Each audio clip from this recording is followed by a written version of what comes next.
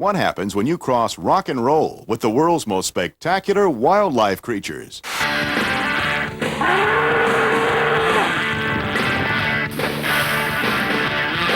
Introducing Rock on the Wild Side. This planet's most awesome predators cut to monster rock and roll.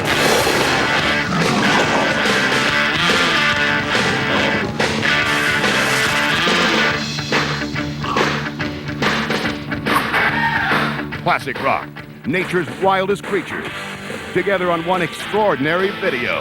It's all here. Award-winning footage, nature's most gripping, thrilling drama.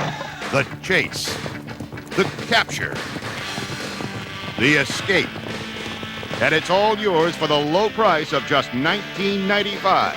Satisfaction guaranteed if you call this number and order now. And hey, there's more. Shake it to the east, shake it to the west. When it comes to shaking, you're a wow, baby. Just an itty bitty shake, just a shimmy shake with you. Call now and you'll also receive this outrageous video, Wildlife Rocks, free. Catch all your favorite creatures of the wild at their weirdest, wackiest, and wildest. It's yours absolutely free if you call and order now. You get both incredible videos for just $19.95. Available only through this exclusive television offer. Take a rock on the wild side and call right now. To order, call 1-800-772-1433. That's 1-800-772-1433. Have your credit card ready. Operators are standing by from 9 a.m. to 9 p.m. Guaranteed to be the funniest, most exciting wildlife videos you've ever seen or your money back. You get both Rock on the Wild Side and Wildlife Rocks for only $19.95 plus shipping and handling. Have them delivered to your home or office. Take a Rock on the Wild Side and order your set today.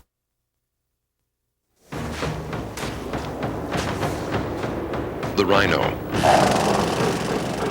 He's just one species.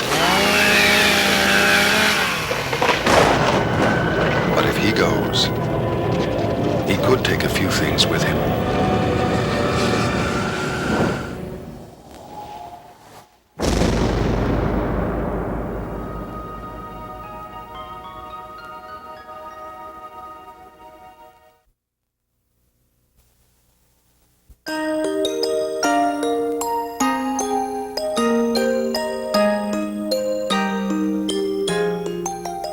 The teddy bears. Teeny tiny cubs, all cuddly and cozy, nestled on the bellies of their mothers. To many, the bear is the living symbol of untouched wildness, of crystal clear rivers and lakes and magical forests. To many Indians, the bear is a spiritual force, capable of powers of healing and rebirth. Clearly, there is something about bears that stirs our emotions and stimulates our interest, especially those cute and cuddly teddy bears, the cubs.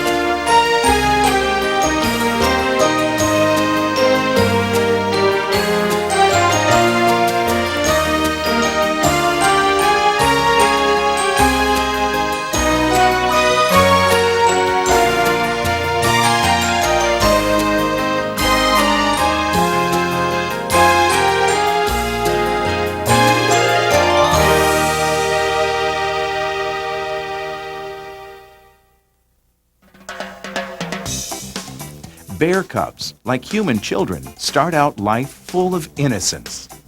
During the act of growing up, both learn the ways of the adults.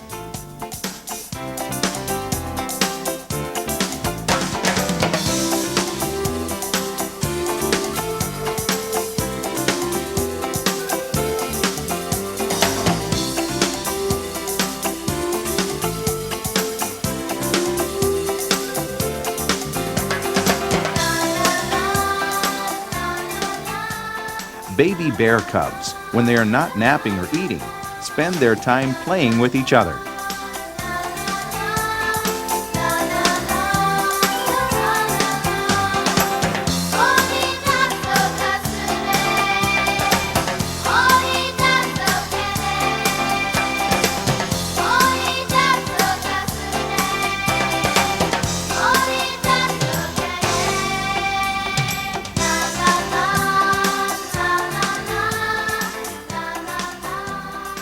Here we see something very rare in the world of bears. Two different kinds of cubs, a grizzly and black bear, playing together.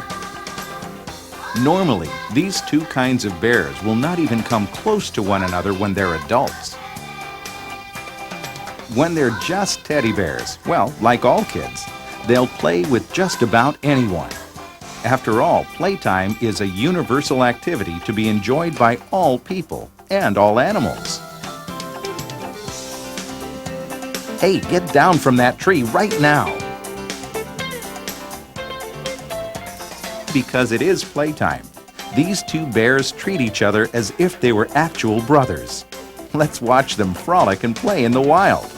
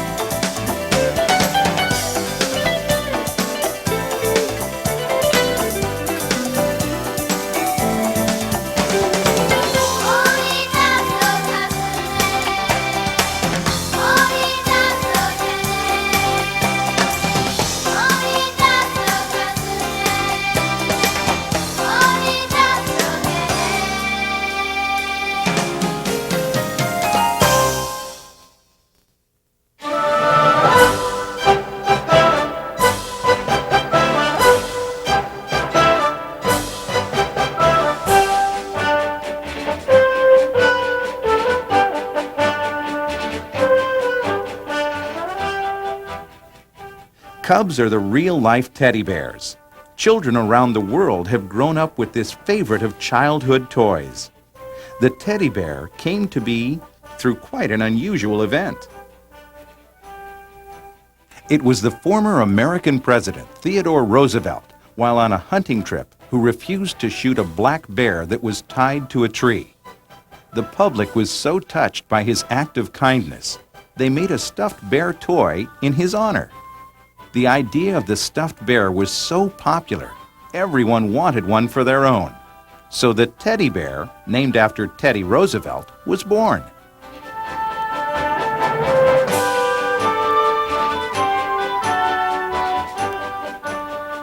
Perhaps of all the different kinds of bears who now roam the wild earth, it is the polar bear with its fluffy white fur and black button eyes and nose that looks most like a real-life teddy bear.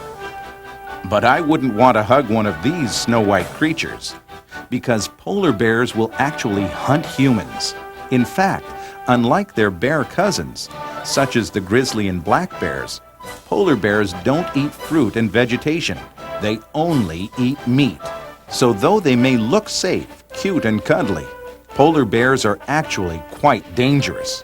Remember that next time you happen to be traveling up in the Arctic.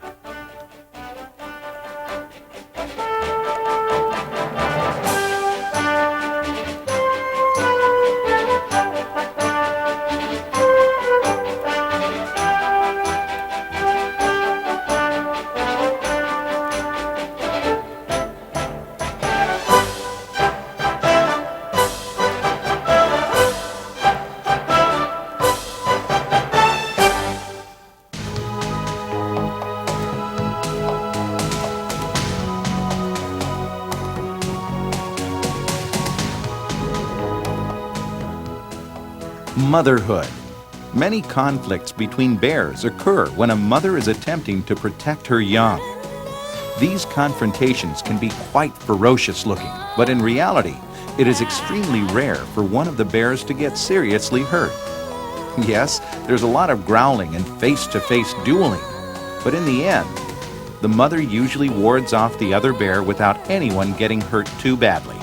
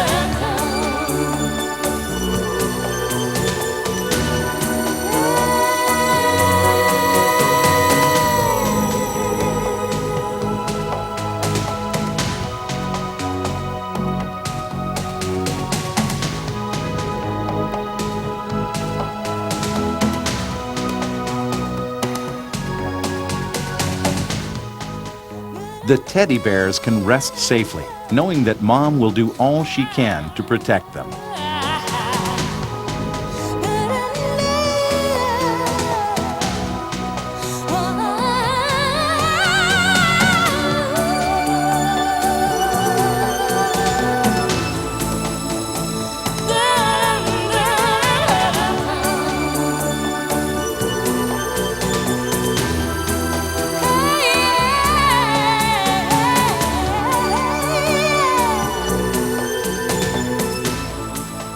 Did you know that some Indian tribes refer to bears as their grandfathers, grandmothers, cousins, and brothers? You see, the Indians believe that bears are reincarnated family members. They believe the souls of past dead relatives come back inside the bodies of bears. This is why some Indian tribes will refuse to kill a bear.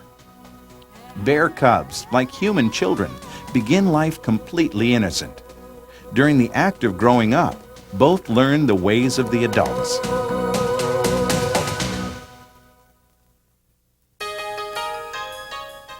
Wild roses grow on the fringes of mixed hardwood and evergreen forests. This is prime black bear country, and the ripe rose hips are like sugar candy to a bear.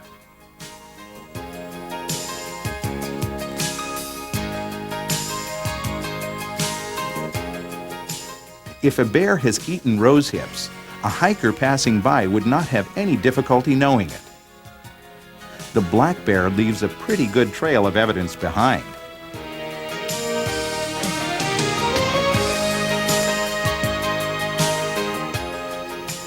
Large piles of what looks like crushed berries are a sure sign a bear is in the area, feasting on the sweet berries of the wild rose.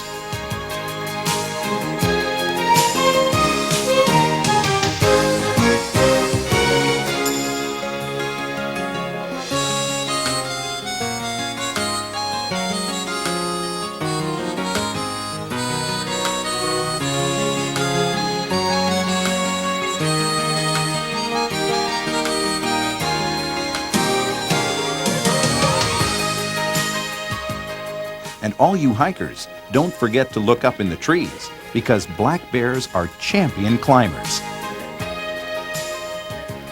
All bears are capable of climbing trees, but the black bear has special claws perfect for the job.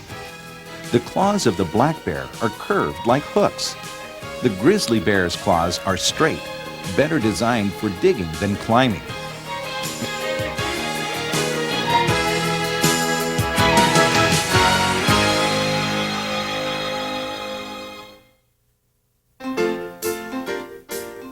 What is the color of bears?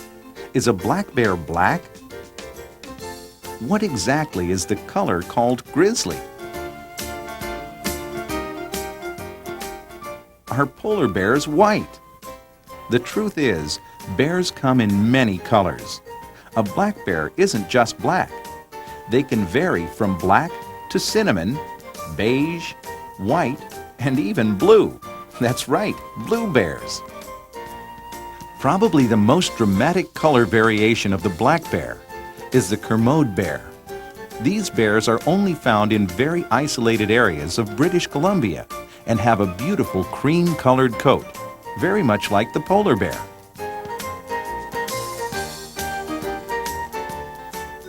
Early fur traders bought these furs from native Indians, believing them to be polar bears. To make things even more confusing, the Kermode bear can also be chestnut red, bright yellow, blue-gray, or even orange.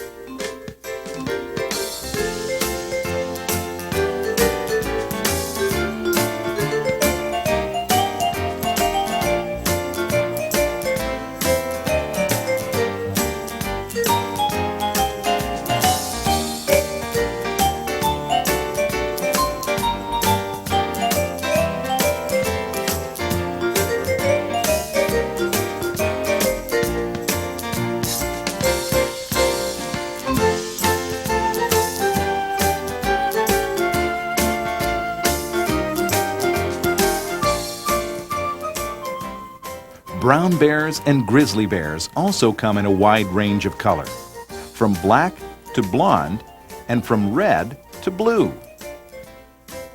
So why don't we just change the name of all these bears to Ursus americanus, which means American bear? That could sure make things a whole lot simpler. Then at least, if you are attacked out in the woods and you're asked what kind of bear it was, you can just tell the ranger that it was a bear, a very big bear.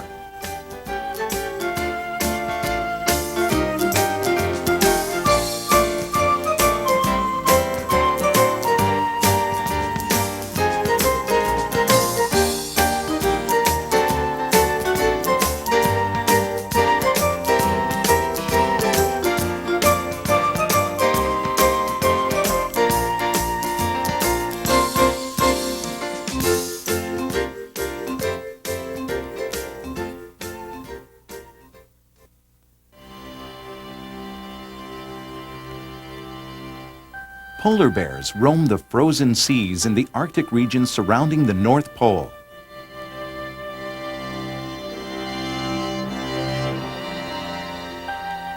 Polar bears are on the constant prowl, and when they are not sleeping, they are in search of food, traveling as far as 2,000 miles in a year.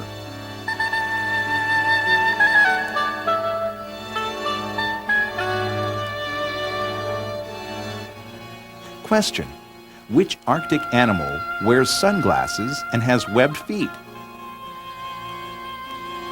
Answer: the polar bear has a special third eyelid which protects its eyes from the glare and snow blindness, and his toes are partially webbed, which makes the polar bear a world-class swimmer.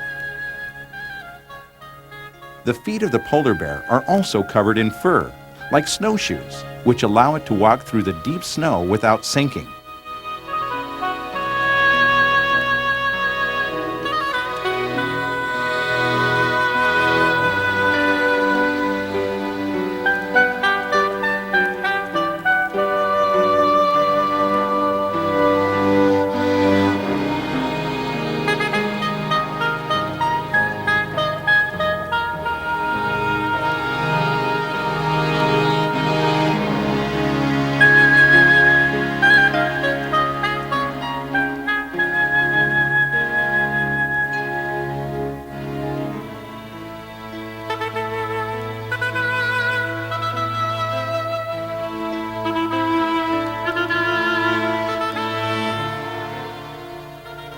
Long ago, there was an old polar bear who carried a sealskin pack and walked over the frozen north.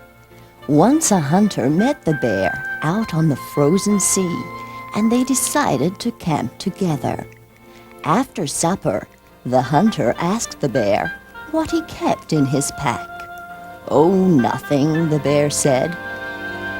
But the hunter could see the bag was full, and he wanted very much to know what treasures it held. So he sang beautiful, peaceful songs until the bear went to sleep. Then he opened the pack All the winds were released and blew off around the world. The bear opened his eyes and looked at the hunter. "You should have believed me, for they can never be put back into the bag," the bear said. And they never have been.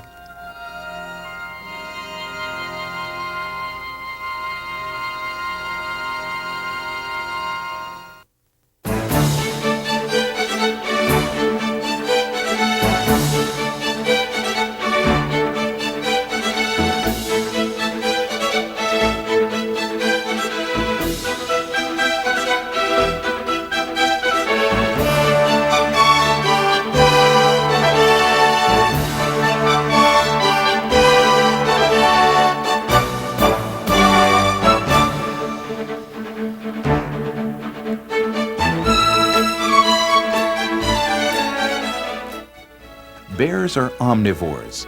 That means they eat both meat and plants. You might say they eat both burgers and salad bars. The interior grizzly bear is mostly vegetarian. 75% of their diet is vegetable. The grizzly will take meat from other animals instead of taking the chance of getting hurt while hunting down his own meal. There is one thing the huge grizzly cannot resist, and that is a ground squirrel.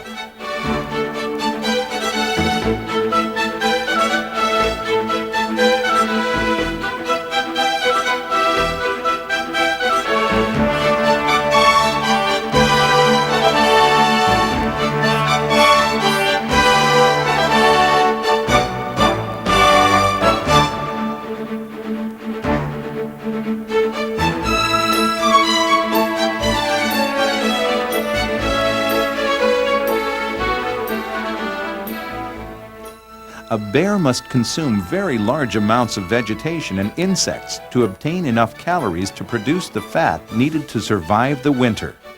Even so, a bear will burn up to 2,000 precious calories going after a squirrel, many times the food value of the squirrel itself.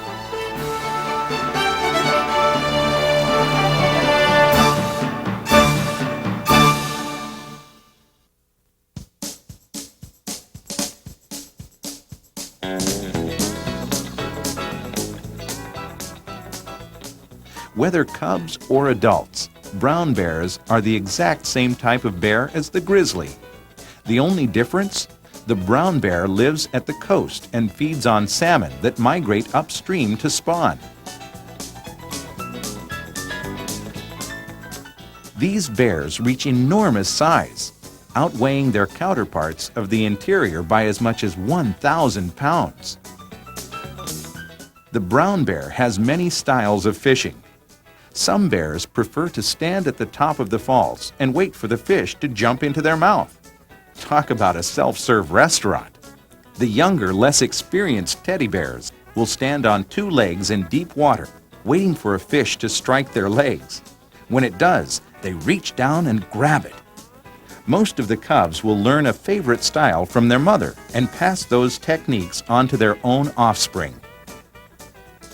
Others use a style called snorkeling. The bear looks below the water surface with his eyes open and ears above the water, so he can hear if anything is coming, like another bear.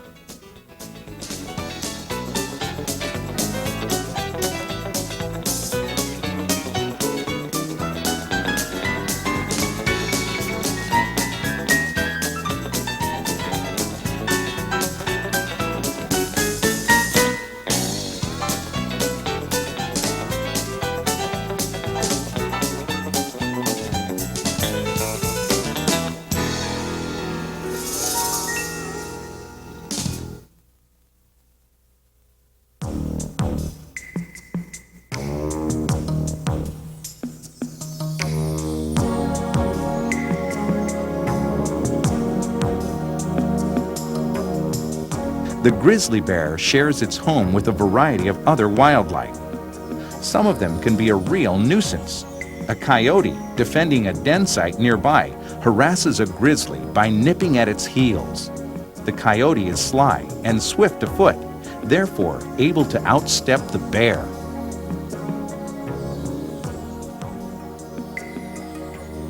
The bear and the coyote kind of work together when it comes to hunting. Unfortunately, the coyote ends up on the short end of the deal. The bear watches for the coyote to take down prey for food. Then, once it's down, the bear happily comes along and takes the food from the coyote. These are the reasons why bears are called opportunistic hunters.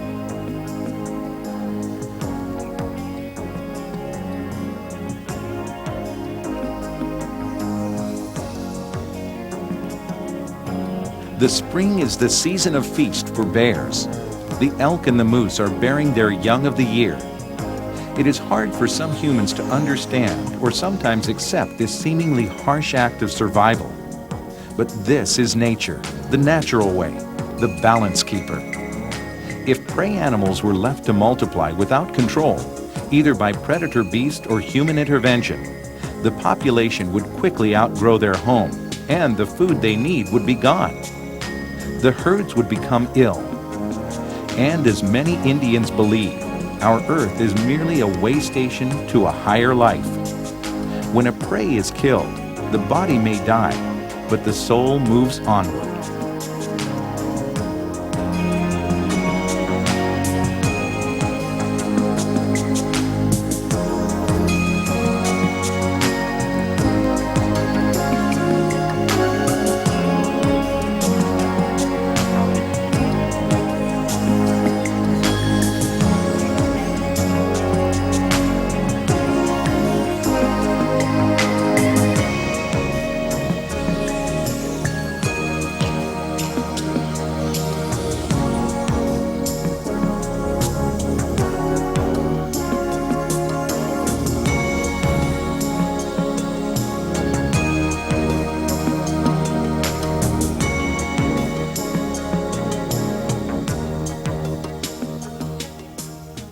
Mother Nature intended there to be a balance.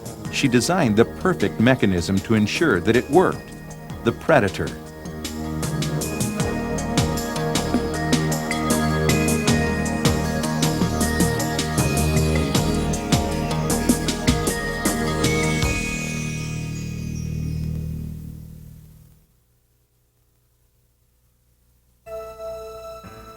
The buffalo was the essential element in Plains Indian culture. In times of famine, the Indians would pray to Mother Earth to release more souls to inhabit the bodies of the buffaloes, and so bring food to the hungry people. When the first Europeans saw the Great Plains of North America, the buffalo numbered in untold millions. The lives and culture of the Plains Indians were closely linked to those great beasts. Then, in a short time, white hunters and settlers slaughtered the buffalo, which soon, unbelievably, verged on extinction. All the millions of bison were killed, except 24 mountain bison found in Yellowstone and a number of plains bison in private herds. Through the protection of the American government, the buffalo has had a fairly successful recovery. Who could ever have imagined that the same inexcusable act of slaughter could occur again? It was in March of 1997. 1,000 plus bison were massacred as they migrated out of Yellowstone National Park. They were leaving the higher elevations because of deep snowfall in search of open grazing ground. The government could do nothing as ranchers from Montana shot the bison as they crossed the invisible boundary of the park onto land the ranchers say belonged to them. The bodies were loaded onto flatbed trucks and hauled off to slaughterhouses. So few bison survived the shooting. If this is how we protect America's national heritage, how great is the future for the bear? The bison are to the bear what the bison were to the Indians. When the bison disappeared, so did the Native American tribes.